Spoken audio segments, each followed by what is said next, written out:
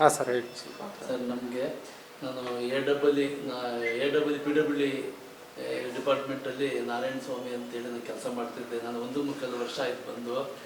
ಆನೇಕಲ್ ತಾಲೂಕಲ್ಲಿ ಮಳೆ ಜಾಸ್ತಿ, ಸ್ವಲ್ಪ ಕಷ್ಟ ಅನ್ನಿಸ್ತು. ಆದರೂ ಎಲ್ಲ ಜನರು ನನಗೆ ಒಳ್ಳೆ ಕೋಆಪ್ರೇಷನ್ ಮಾಡಿದ್ದಾರೆ. ಎಲ್ಲ ರಾಜಕಾರಣಿಗಳು ಸಮೇತ ನನಗಿನ್ನೂ ತೊಂದರೆ ಕೊಡಲಿಲ್ಲ. ಸಮಯ ಸಂದರ್ಭ ನಾವು ಆದಷ್ಟು ಪ್ರಾಮಾಣಿಕತೆಯಿಂದ ಕೆಲಸ ಮಾಡಿದ್ದೀನಿ. ನಾವು ಯಾವುದೇ ದುರುಪಯೋಗ ಅಂತೂ ಖಂಡಿತ ಮಾಡಲಿಲ್ಲ, ಮಾಡೋದು ಇಲ್ಲ. ನಾವು ಬಡವರೇ ಆದ್ರೂ ಅದು ಆದಷ್ಟು ನಾನು ಪ್ರಾಮಾಣಿಕವಾಗಿ ನಡ್ಕೊಂಡಿದ್ದೀನಿ. ನಾನು ಸ್ವಲ್ಪ ಸಾಫ್ಟ್ ಇರ್ಬೋದು, ನಾನು ಯಾರಿಗೂ ತೊಂದರೆ ಮಾಡಲಿಲ್ಲ. ಆದಷ್ಟು ನಾನು ಕೈಲಾದಷ್ಟು ನಾನು ಕೆಲಸ ಮಾಡಿದ್ದೀನಿ. ಸ್ವಲ್ಪ ತಾಲೂಕಲ್ಲಿ ಕೆಲವು ಸಮಸ್ಯೆಗಳಿದೆ. ಇವತ್ತಿನ ದಿವಸ ರೋಡುಗಳೆಲ್ಲ ಸ್ವಲ್ಪ ಅಡುಗಳು ಬಿದ್ದೋಗಿದೆ, ಮಳೆ ಜಾಸ್ತಿ, ಅದಕ್ಕೆ ತಕ್ಕದಂಗೆ ಅನುದಾನವೂ ಸ್ವಲ್ಪ ಕಷ್ಟ. ಅದ್ರ ಮ್ಯಾನೇಜ್ ಮಾಡಿಕೊಂಡು ಮಾಡ್ತಾಯಿದ್ದೀವಿ. ಎಲ್ಲರೂ ಕೋಆಪ್ರೇಷನ್ ಕೊಟ್ಟಿದ್ದೀರಾ. ಆಮೇಲೆ ನಮ್ಮ ಸ್ಟಾಫ್ನವರು ಎಸ್ಪೆಷಲಿ ನಮಗೆ ಎಲ್ಲ ರೀತಿಯಿಂದಲೂ ಸಹಕಾರ ಕೊಟ್ಟಿದ್ದಾರೆ. ಅವ್ರಿಗೆ ನಾನು ಯಾವಾಗೂ ಚಿರಋಣಿ.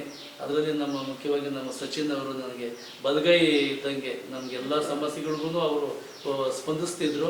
ಆಮೇಲೆ ಪ್ರತಿಯೊಂದು ಡ್ರಾಫ್ಟನ್ನು ಅವ್ರನ್ನ ಕೇಳ್ತಿದ್ದೆ. ನಾನು ಅಧಿಕಾರಿ ಆದರೂ ಅಧಿಕಾರಿ ಅನ್ನೋ ಭಾವನೆ ನಮ್ಮಲ್ಲಿ ಇರಲಿಲ್ಲ. ಅವರೆಲ್ಲ ಥರದಾಗೂ ಫ್ರೆಂಡ್ಲಿ ನನಗೆ ಸಹಾಯ ಮಾಡಿದ್ರು.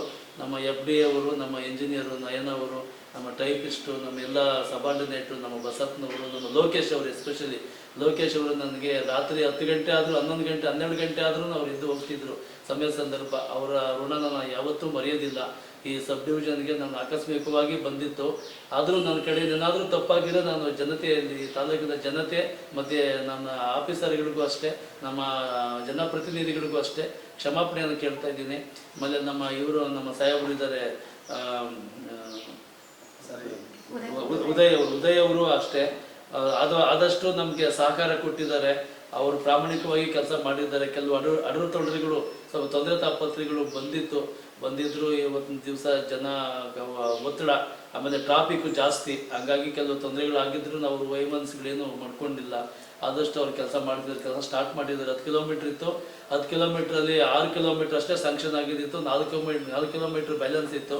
ಅದು ರಿವೈಸ್ ಎಸ್ಟಿಮೇಟ್ಗೆ ಹೋಗಿತ್ತು. ಸ್ವಲ್ಪ ತಡ ಆಯಿತು ಸ್ಯಾಂಕ್ಷನ್ ಆಗೋದು. ಸೊ ಹಂಗಾಗಿ ಅವರು ಸ್ಯಾಂಕ್ಷನ್ ಆದಮೇಲೆ ಕೆಲಸ ಸ್ಟಾರ್ಟ್ ಮಾಡಿದ್ದಾರೆ. ಈಗ 10 ಕಿಲೋಮೀಟ್ರ್ ಕಂಪ್ಲೀಟ್ ಮಾಡ್ತಾರೆ. ಅವ್ರದ್ದೇನು ನಮಗೆ ಏನು ತೊಂದರೆ ಆಗಿಲ್ಲ. ಸಣ್ಣ ಪಣ್ಣ ಸಮಸ್ಯೆಗಳು ಬಂದರೂ ಅದ್ರ ಮ್ಯಾನೇಜ್ ಮಾಡ್ಕೊಂಡು ಎಲ್ಲನೂ ನಾವು ಸಬ್ ಡಿವಿಷನ್ ನಡೆಸ್ಕೊಂಡು ಹೋಗಿದ್ದೀರಿ.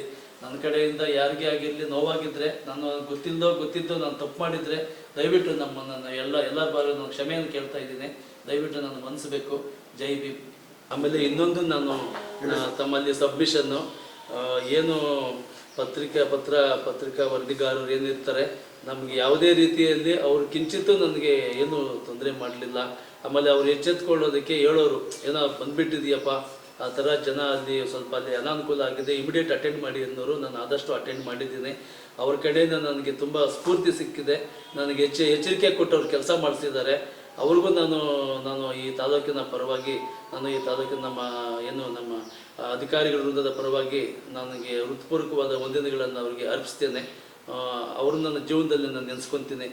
ಪತ್ರಿಕಾ ವರದಿಗಾರರು, ಅವರು ಛಾಯಾಚಿತ್ರ ವರದಿಗಾರರು, ಮತ್ತು ಇನ್ನಿತರ ಎಲ್ಲ ಸಂಘ ಸಂಸ್ಥೆಗಳವರು, ನಮ್ಮ DSS ಇರ್ಬೋದು, ಬೇರೆ ಯಾವುದೇ ಸಂಘ ಸಂಸ್ಥೆಗಳು ಎಲ್ಲರೂ ಸಮೇತ ನನಗೆ ಒಳ್ಳೆ ಪ್ರೋತ್ಸಾಹ ಕೊಟ್ಟಿದ್ದಾರೆ, ಧೈರ್ಯ ಕೊಟ್ಟಿದ್ದಾರೆ. ಎಸ್ಪೆಷಲಿ ಆ ಧೈರ್ಯದಿಂದ ನಾನು ಸಾಧ್ಯವಾದಷ್ಟು ನನ್ನ ಕೆಲಸ ನಾನು ಮಾಡಿದ್ದೀನಿ. ಹಂಗಾಗಿ ಅವ್ರಿಗೂ ನಾನು ಈ ದಿನ ನಾನು ಬೇರೆ ಕಡೆ ವರ್ಗಾವಣೆ ಆಗಿರ್ತಕ್ಕಂಥ ಸಂದರ್ಭದಲ್ಲಿ ಎಲ್ಲರಿಗೂ ವಂದಿಸಿ ಅವ್ರಿಗೂ ಹೃತ್ಪೂರ್ವಕವಾದ ಅಭಿನಂದನೆಗಳನ್ನು ಸಲ್ಲಿಸ್ತೇನೆ. ನಮ್ಮ ಆನೇಕಲ್ ತಾಲೂಕಿನಿಂದ ದಕ್ಷ ಮತ್ತು ಒಳ್ಳೆ ಆಡಳಿತ ನಡೆಸಿರೋರಲ್ಲಿ ನಾನು ವೆಂಕಟರಾಜ ತಹಸೀಲ್ದಾರು ಮತ್ತು ಇವರು ಮಲ್ಲಿಕಾರ್ಜುನ್ ತಹಸೀಲ್ದಾರ್ ಅವರು ಹಾಗೆ ಜನಗಳನ್ನ ಎಷ್ಟು ಚೆನ್ನಾಗಿ ಸ್ಪಂದಿಸ್ತಾ ಇದ್ರು ಅವ್ರನ್ನ ನಾನು ನೆನೆಸ್ಕೊಳ್ತೀನಿ. ಆ ಸಮಯದಲ್ಲಿ ನಾನು AW ಅಂತ ಹೇಳಲ್ಲ, ಅವ್ರಿಗೆ ನಾನು ಇವ್ರನ್ನೂ ಹೋಲಿಸ್ತೀನಿ. ನಮ್ಮ ತಾಲೂಕಲ್ಲಿ ಎಷ್ಟೋ ಕೆಲಸ ಮಾಡಿದ್ದಾರೆ ರಾತ್ರಿ ಆಗಲು. ಇನ್ನೂ ಸ್ವಲ್ಪ ದಿವಸ ಇದ್ದಿದ್ರೆ ಇನ್ನೂ ಹೆಚ್ಚಿನ ಕೆಲಸಗಳನ್ನು ಮಾಡಿ ಅಭಿವೃದ್ಧಿ ಮಾಡಿಸ್ತಾಯಿದ್ರು.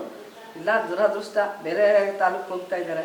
ಅಲ್ಲಾದರೂ ಅವ್ರಿಗೆ ಇನ್ನೂ ಒಳ್ಳೆಯ ಹೆಸರು ಬರಲಿ ಅಂತ ನಾನು ಕೇಳ್ಕೊಳ್ತೀನಿ. ಮುಂದೆ ಬರೋ ಅಧಿಕಾರಿಗಳು ಅಷ್ಟೇ ಜನಗಳನ್ನ ಸ್ಪಂದಿಸಿ ಅವ್ರಿಗೆ ರೋಡದು ಎಷ್ಟೋ ಜನಗಳಿಗೆ ಇನ್ನೂ ಕಾಸು ಬಂದಿಲ್ಲ ಅಂಥದ್ದೆಲ್ಲ ಅವ್ರು ಮಾಡಿಕೊಡ್ಲಿ ಅಂತ ನಾನು ಆಸೆ ಪಡ್ತೀನಿ.